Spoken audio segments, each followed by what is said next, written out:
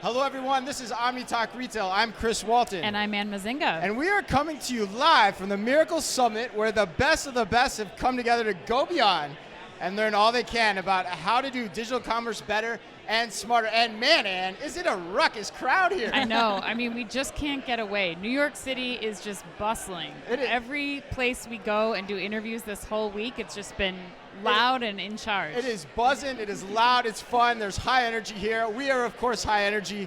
And standing between us, without further ado, is Molly Hopp. She's the Executive Vice President Market at Havas Media Network. Molly, welcome to OmniTalk. Thank you. Happy to be here. We are thrilled to have you. I'd love for you to just start by giving our audience a little bit of background on you and your role, and then Havas Media. Yeah, great. So I'm Molly Hopp. Like you said, I run the market team North America for Havas Media Group.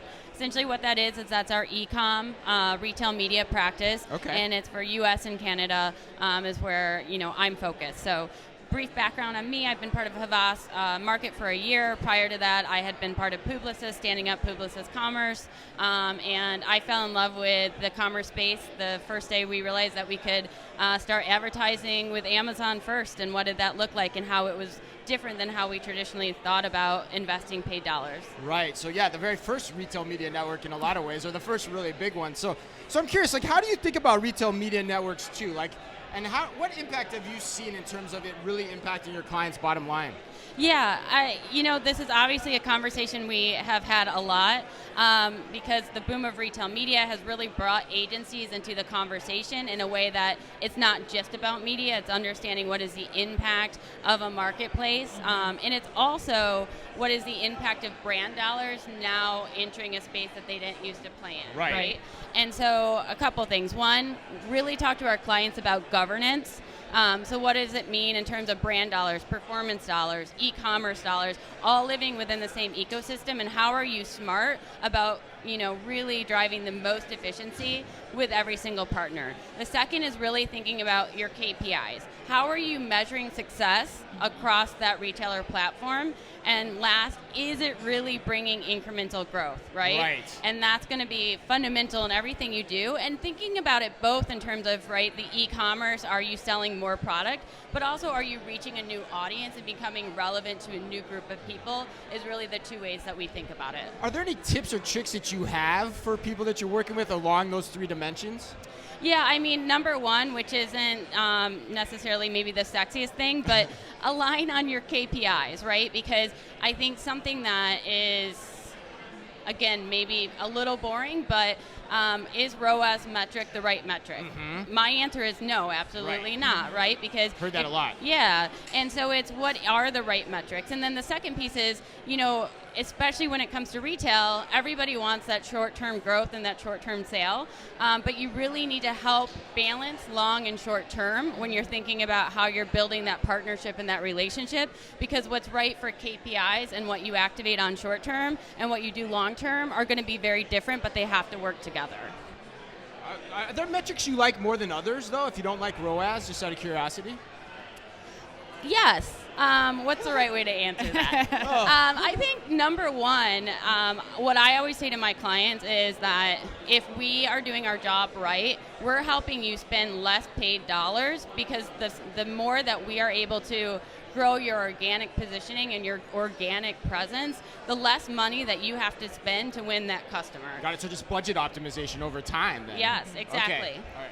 And Molly, what about retailers who are operating marketplaces? Like, what do they need to be thinking about for retail media networks? How do they need to be approaching a successful strategy or creating a successful strategy for their retail media network? Yeah.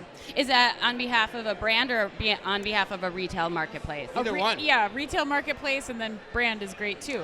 Yeah, I mean, so maybe a weird place to start, but what I found challenging is the monetization of 1P data. Okay. And the costs associated with it. So again, coming from agency side and thinking about the entire media ecosystem, when a retailer goes out there and says, I have first-party data you can buy, but they attach a huge price tag to it, it really devalues that partnership. So it's finding the balance of when it makes sense to again monetize your first-party data, and what does that look like for the advertisers. Interesting.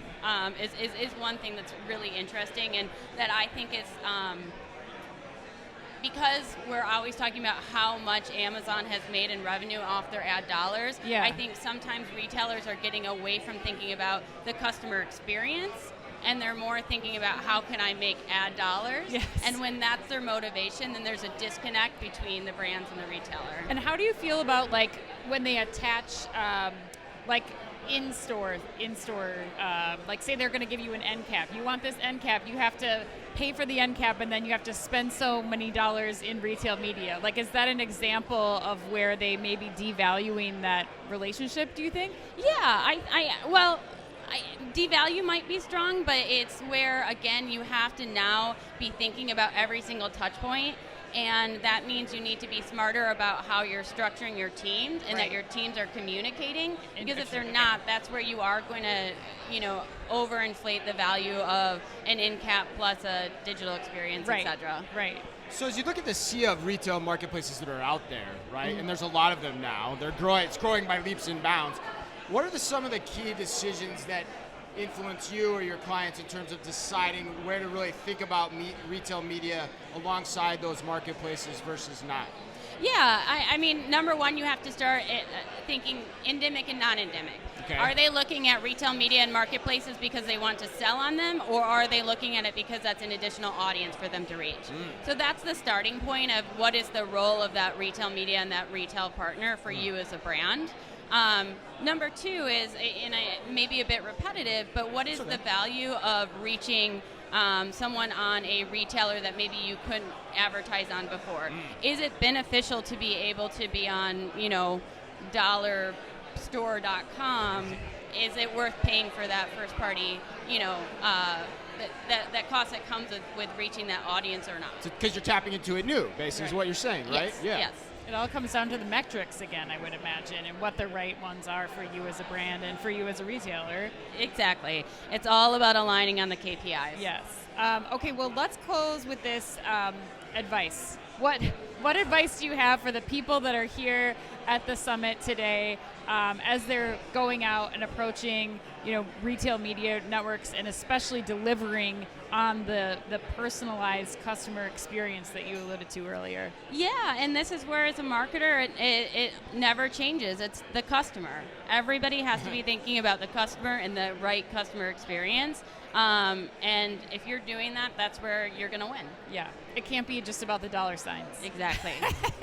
Well, Molly, that was great. Yeah, We just met Molly like 5 minutes ago, and we're interviewing her, and that was wonderful. I learned a lot, which is always our gauge for the type of content we want to do. So we thank you for spending your time with us. Thank you. We're going to be here all day at the Mirakl Summit. We're going to be grabbing people as they come in and out of keynotes. So keep your eye on our feed, because we're going to be doing this all day long. And until next time, Ann. Be careful out there.